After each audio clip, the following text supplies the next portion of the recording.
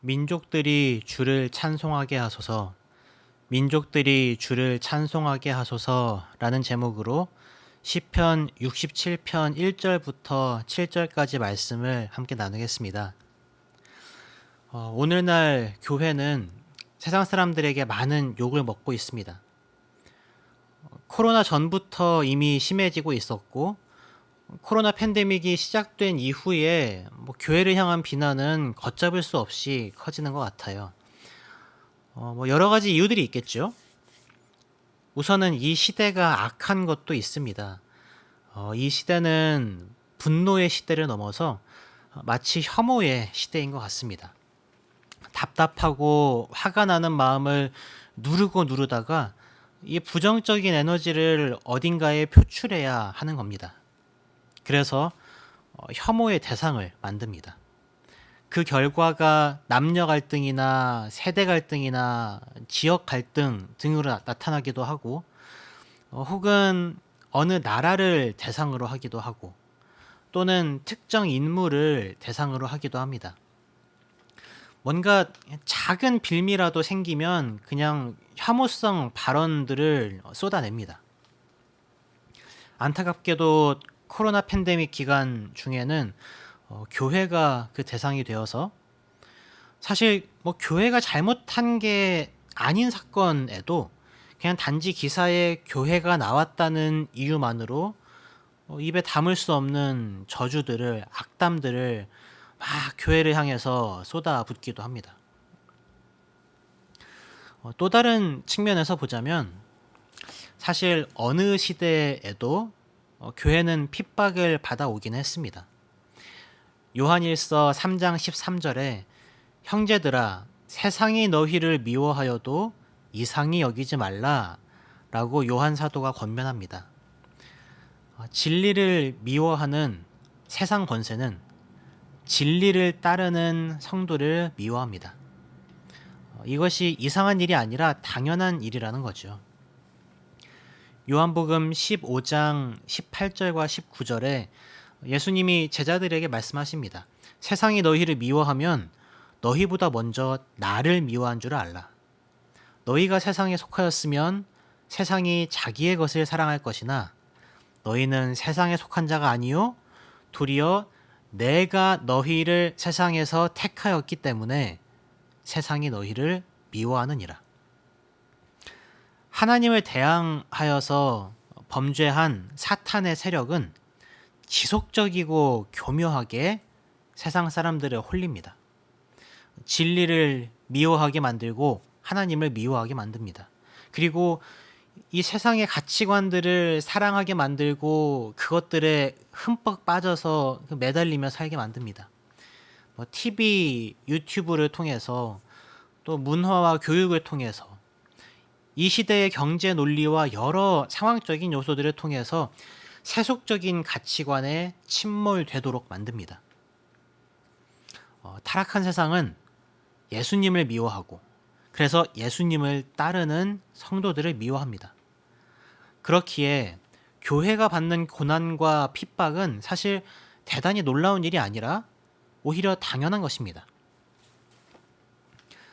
그런데 우리가 분명히 짚고 넘어갈 부분이 있습니다.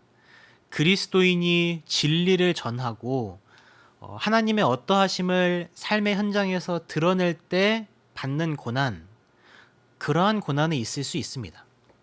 하지만 그리스도인이 잘못된 말과 행위로 욕을 먹는다면, 마땅히 욕먹을 만한 짓을 했기 때문에 욕을 먹는다면 그건 그리스도인이어서가 아니라 그저 그 사람의 잘못 때문에 마땅히 받을 만한 그러한 비난을 받는 것입니다.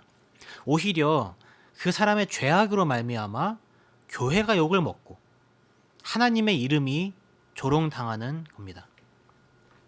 실제로 이 코로나 팬데믹 기간 가운데에 교회가 받는 비난들 중에서 실제로 교회가 잘못했기 때문에 받는 비난들도 상당수 있었습니다. 그리스도인으로 성도로 불리고 또 스스로를 그렇게 칭하는 사람들의 참람한 생활 태도는 하나님을 욕되게 할 뿐만 아니라 구원의 길을 가로막습니다. 예수님은 그 반대를 명령하셨지요. 마태복음 5장에서 예수님을 따르는 그리스도인들을 세상의 빛이라고 표현하셨습니다. 세상의 빛. 그리고 이렇게 말씀하십니다. 마태복음 5장 16절에 이같이 너희 빛이 사람 앞에 비치게 하여 그들로 너희 착한 행실을 보고 하늘에 계신 너희 아버지께 영광을 돌리게 하라. 자기 자신이 얼마나 큰 하나님의 사랑을 받았는가를 깨달았고 얼마나 귀한 구원의 은혜를 받았는가를 깨달은 성도는 사실 더 이상 이전과 같은 삶을 살 수가 없습니다. 그 사랑과 은혜가 얼마나 큰가를 정말로 깨달았고 누린다면 그 사람의 삶을 통해 하나님의 사랑과 구원의 은혜가 주변에 흘러가는 것이 아주 당연한 순서입니다. 복의 통로가 되는 거죠. 그를 통해 하나님이 증거됩니다. 그리고 그를 통해 열방의 구원의 길이 열립니다. 시편 67편에서 시인이 노래하는 내용이 바로 이것입니다. 하나님 이스라엘 백성들에게 은혜를 주시고 복을 주시고 우리와 함께 해주세요. 그래서 온 세계가 우리 이스라엘을 보고 하나님이 계시다는 걸 알게 하시고 우리를 보고 구원의 길이 있다는 걸 알게 해주세요.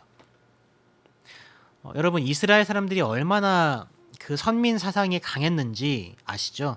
택함받은 민족이라는 그 사상이 그 자부심, 프라이드가 굉장히 강했었죠. 그런데 사실 이스라엘이 하나님의 선택받은 민족이었던 것은 그것은 확실히 맞습니다. 아브라함으로부터 시작하여서 이스라엘 민족 전체로 하나님의 백성이 확대되고 예수님이 오심으로써 이제 이스라엘 민족으로부터 복음이 확산되어 모든 민족에게로 구원의 길이 열렸습니다. 물론 구약 시대에도 이방인들이 구원받는 그런 일들이 있었고 또 그러한 또 예언들이 있었기 때문에 아예 그 길이 막혀 있었다라는 건 아니지만 분명한 건 이 시편이 쓰여졌을 때에는 아직 이스라엘 민족 밖에는 구원이 없다라고 주로 여기던 그럴 때였습니다. 그런데 이 시편을 쓴 시인이 이렇게 노래하는 겁니다. 1절에서 하나님 우리에게 은혜를 베푸셔서 복을 주세요. 여러분 은혜가 무엇입니까? 은혜는 받을 만한 자격이 없지만 거저 주어지는 자비와 관용입니다. 비록 받을 자격은 없지만 하나님 우리에게 하나님의 자비로 복을 주세요. 그 복의 내용이 무엇인가? 1절 하반절에 하나님의 얼굴 빛을 우리에게 비춰주세요. 성경에서 하나님의 빛나는 얼굴은 하나님의 내적 기쁨과 임재의 표시입니다. 그러니까 하나님의 얼굴 빛을 우리에게 비춰주세요 라는 간구는 하나님께서 우리와 함께 해주세요 라는 표현이기도 합니다. 시인이 이와 같이 하나님의 은혜와 임재를 간구하는데요. 그 목적이 2절에 나옵니다. 이 목적이 사실 중요합니다. 시편 67편 2절을 같이 한번 한 목소리로 읽어보겠습니다. 2절 시작. 주의 도를 땅 위에 주의 구원을 모든 나라에게 알리소서. 여기 주의 도라고 할 때에 도는 원어로 데렉입니다. 이 데렉은 길을 뜻합니다. 하나님 이스라엘에게 은혜를 주시고 함께 해주세요. 그래서 주님의 길을 땅 위에 알려주세요. 이 주의 길이 무엇인가 하면 2절 하반절에 주의 구원을 뜻합니다. 주의 구원을 모든 나라에게 알리소서. 오늘날 우리에게 적용하면 이런 거죠. 교회가 하나님의 은혜를 누리고 복을 받고 하나님과 함께하며 즐거워하고 끝. 그것이 아닙니다. 교회와 함께 하시는 하나님, 성도에게 은혜 주시는 그 하나님을 모든 나라, 열방이 보고 구원의 길이 있음을 알게 해달라는 것입니다. 나 좋고 끝나는 게 아니라 열방을 향한 하나님의 구원 계획이 있다는 걸 알리는 데에 목적이 있다는 겁니다. 교회를 통하여서, 성도를 통하여서 하나님의 어떠하심을 세상 사람들이 발견하는 것입니다. 그리스도라는 참된 빛을 품은 자로서 세상에 그 빛을 반사할 수 있습니다. 참된 그리스도인은 그리하여 그 존재 자체로 이미 세상에 비칩니다.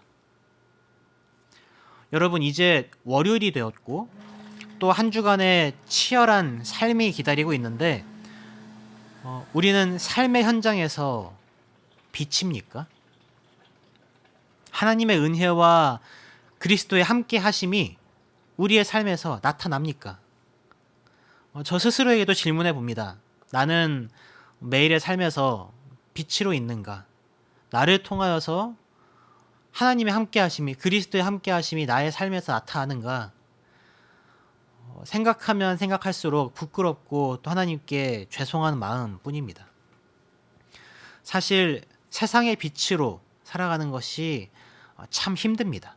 그리스도의 빛을 반사하여서 그리스도인으로서 살아가는 것이 매우 어렵습니다.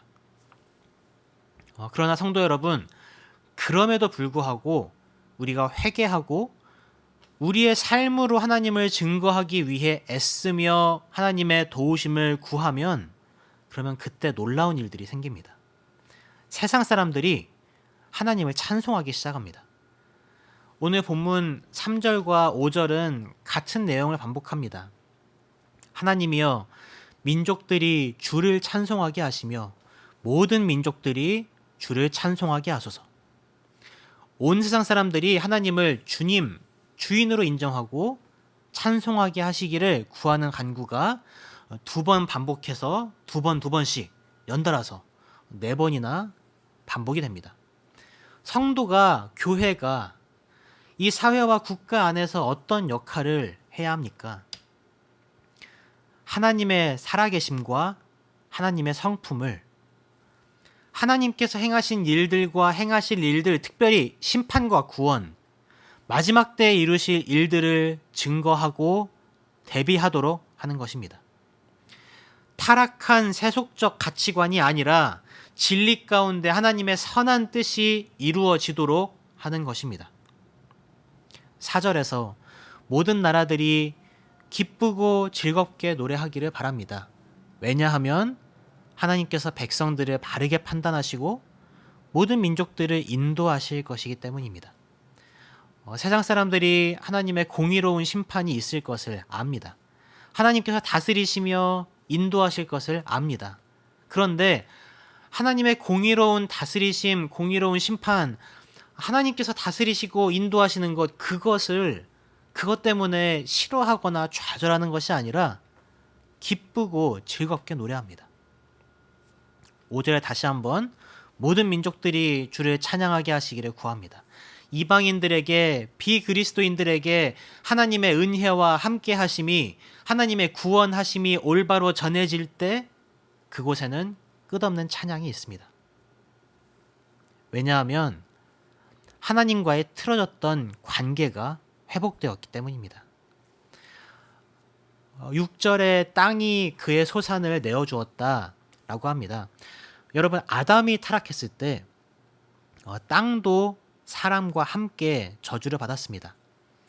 창세기 3장 17절부터 19절을 보면 아담이 선악과를 먹죠. 그리고 선악과를 먹은 아담에게 하나님께서 내리시는 저주가 이것입니다.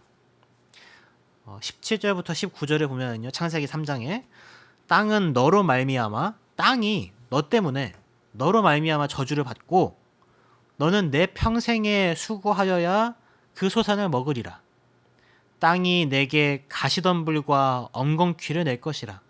내가 먹을 것은 밭의 채소인즉 내가 흙으로 돌아갈 때까지 얼굴에 땀을 흘려야 먹을 것을 먹으리니.